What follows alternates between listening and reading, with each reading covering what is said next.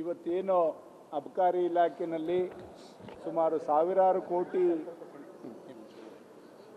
ಸಾವಿರಾರು ಕೋಟಿ ಹಗರಣ ಆಗಿದೆ ಅಂತಕ್ಕಂಥದ್ದು ಇವತ್ತು ಜಗಜ್ಜಾಹೀರಾಗಿ ಇಡೀ ರಾಜ್ಯಾದ್ಯಂತ ಇವತ್ತು ಎಲ್ಲ ಮಾಧ್ಯಮದ ಮುಖಾಂತರ ಮತ್ತು ಜನಗಳ ಮಾತು ಬರ್ತಾ ಇದೆ. ಇದನ್ನು ಕಣ್ಣು ಇದ್ದರೂ ಕೂಡ ಕಾಣದ ರೀತಿಯಲ್ಲಿ ಈ ಸರ್ಕಾರ ಏನು ನಡ್ಕೋತಾ ಇದೆ, ಖಂಡಿತ ಇದನ್ನು ನಾವೆಲ್ಲರೂ ಕೂಡ ಖಂಡಿಸ್ತೇವೆ.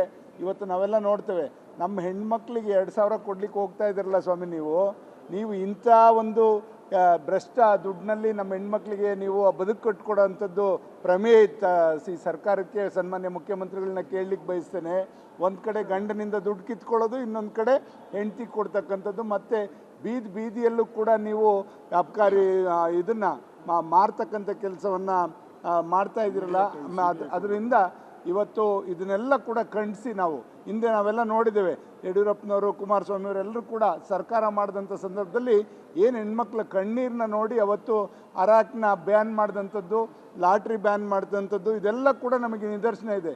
ಇದರಿಂದ ಈ ಪಾಪದ ಹಣದಿಂದ ನೀವು ಸರ್ಕಾರ ನಡೆಸಬೇಕಾ? ಇದರಿಂದ ನಿಮ್ಮ ಬೊಕ್ಕಸ ತುಂಬಿಸ್ಕೋಬೇಕಾ? ಇಲ್ಲ ನಿಮ್ಮ ಒಂದು ಏನು ಕೇಂದ್ರಕ್ಕೆ ನಿಮ್ಮ ಹಣನ ನಿಮ್ಮ ಪಕ್ಷದ ವರಿಷ್ಠರಿಗೆ ಕಳಿಸ್ಬೇಕಾ?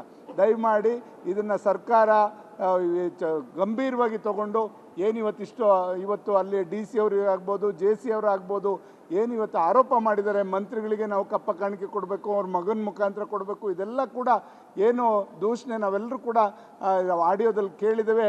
ಆದ್ದರಿಂದ ಇದನ್ನು ಗಂಭೀರವಾಗಿ ಪರಿಗಣಿಸಿ ಇವತ್ತು ಅದಕ್ಕೆ ತಕ್ಕ ಪಾಠ ಕಲಿಸಬೇಕು. ಮತ್ತು ಆ ಸಚಿವರ ರಾಜೀನಾಮೆ ತಗೊಳ್ಳೋದ್ರ ಮುಖಾಂತರ ಅಲ್ಲಿರ್ತಕ್ಕಂಥ ವಾತಾವರಣನ ತಿಳಿ ಮಾಡಬೇಕು ಅಂತ ನಾನು ಇವತ್ತು ಆಗ್ರಹ ಪಡಿಸೋದ್ರ ಜೊತೆಯಲ್ಲಿ ಇವತ್ತು ನಾವೆಲ್ಲರೂ ಎರಡೂ ಪಕ್ಷ BJP ಮತ್ತು JDS ಎರಡೂ ಕೂಡ ಒಟ್ಟಾಗಿ ಇವತ್ತು ಇಂಥ ರಾಜ್ಯವನ್ನು ಕೊಳ್ಳೆ ಹೊಡಿತಾ ಇರ್ತಕ್ಕಂಥ ಈ ಸರ್ಕಾರದ ವಿರುದ್ಧ ನಾವು ಧ್ವನಿ ಎತ್ತೋದ್ರ ಮುಖಾಂತರ ಅಹೋರಾತ್ರಿ ಧರಣಿಗೆ ನಾವೆಲ್ಲರೂ ಕೂಡ ತೀರ್ಮಾನ ಮಾಡಿದ್ದೇವೆ.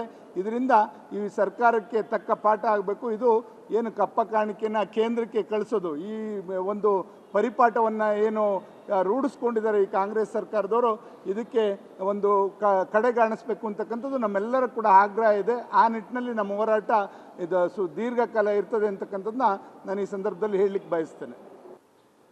ಇವತ್ತೇನು ಅಬಕಾರಿ ಇಲಾಖೆಯಲ್ಲಿ ಸುಮಾರು ಸಾವಿರಾರು ಕೋಟಿ ಹಗರಣ ಆಗಿದೆ ಅಂತಕ್ಕಂಥದ್ದು ಇವತ್ತು ಜಗಜ್ಜಾಹೀರಾಗಿ ಇಡೀ ರಾಜ್ಯಾದ್ಯಂತ ಇವತ್ತು ಎಲ್ಲ ಮಾಧ್ಯಮದ ಮುಖಾಂತರ ಮತ್ತು ಜನಗಳ ಮಾತು ಬರ್ತಾ ಇದೆ. ಇದನ್ನು ಕಣ್ಣು ಇದ್ದರೂ ಕೂಡ ಕಾಣದ ರೀತಿಯಲ್ಲಿ ಈ ಸರ್ಕಾರ ಏನು ನಡ್ಕೋತಾ ಇದೆ, ಖಂಡಿತ ಇದನ್ನು ನಾವೆಲ್ಲರೂ ಕೂಡ ಖಂಡಿಸ್ತೇವೆ. ಇವತ್ತು ನಾವೆಲ್ಲ ನೋಡ್ತೇವೆ, ನಮ್ಮ ಹೆಣ್ಮಕ್ಳಿಗೆ 2000 ಕೊಡ್ಲಿಕ್ಕೆ ಹೋಗ್ತಾ ಇದ್ದೀರಲ್ಲ ಸ್ವಾಮಿ, ನೀವು ಇಂಥ ಒಂದು ಭ್ರಷ್ಟ ದುಡ್ಡಿನಲ್ಲಿ ನಮ್ಮ ಹೆಣ್ಮಕ್ಳಿಗೆ ನೀವು ಬದುಕು ಕಟ್ಕೊಡೋ ಅಂಥದ್ದು ಪ್ರಮೇಯ ಇತ್ತ ಈ ಸರ್ಕಾರಕ್ಕೆ ಸನ್ಮಾನ್ಯ ಮುಖ್ಯಮಂತ್ರಿಗಳನ್ನ ಕೇಳಲಿಕ್ಕೆ ಬಯಸ್ತೇನೆ. ಒಂದು ಕಡೆ ಗಂಡನಿಂದ ದುಡ್ಡು ಕಿತ್ಕೊಳ್ಳೋದು, ಇನ್ನೊಂದು ಕಡೆ